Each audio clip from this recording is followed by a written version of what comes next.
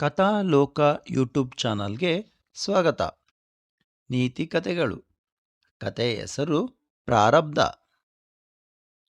ಪ್ರಾರಬ್ಧಕ್ಕೆ ನಶೀಬೆ ಅಥವಾ ಹಣೆಬರಹ ಎಂದು ಹೇಳಿದರೆ ಅರ್ಥಪೂರ್ಣವಾಗುವುದಿಲ್ಲ.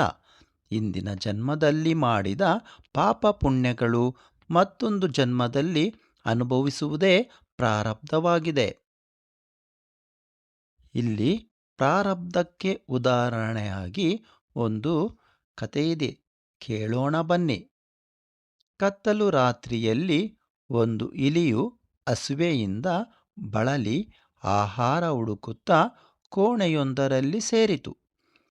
ಸುತ್ತಲೂ ಹುಡುಕಿದಾಗೊಂದು ಬಿದಿರು ಬುಟ್ಟಿಯನ್ನು ಕಂಡಿತು.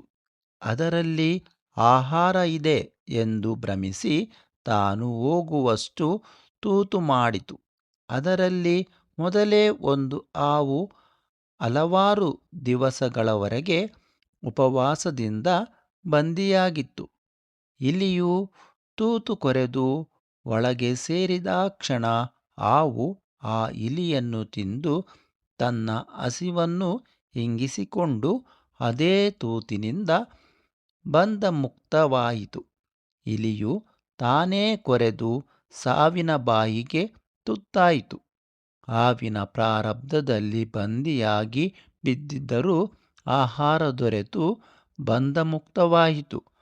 ಅದರಂತೆ ಜೀವಿಯು ತನ್ನ ದೈವದಲ್ಲಿ ಬರೆದುದನ್ನು ತಪ್ಪಿಸಿಕೊಳ್ಳಲು ಸಾಧ್ಯವಾಗದೆ ತಾನೇ ವೃದ್ಧಿ ಕ್ಷಯಗಳಿಗೆ ಈಡಾಗುತ್ತಾನೆ. ನೀತಿ: ಪ್ರಾರಬ್ಧಕ್ಕೆ ಯಾರು ಹೊಣೆ?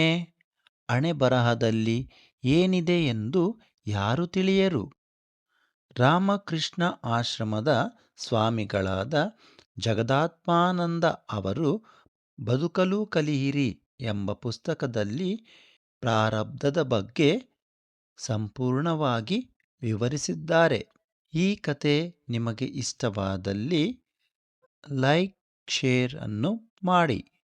ಇನ್ನಷ್ಟು ಕತೆಗಳಿಗಾಗಿ ನನ್ನ ಚಾನಲನ್ನು ವೀಕ್ಷಿಸಿ. ಧನ್ಯವಾದಗಳು.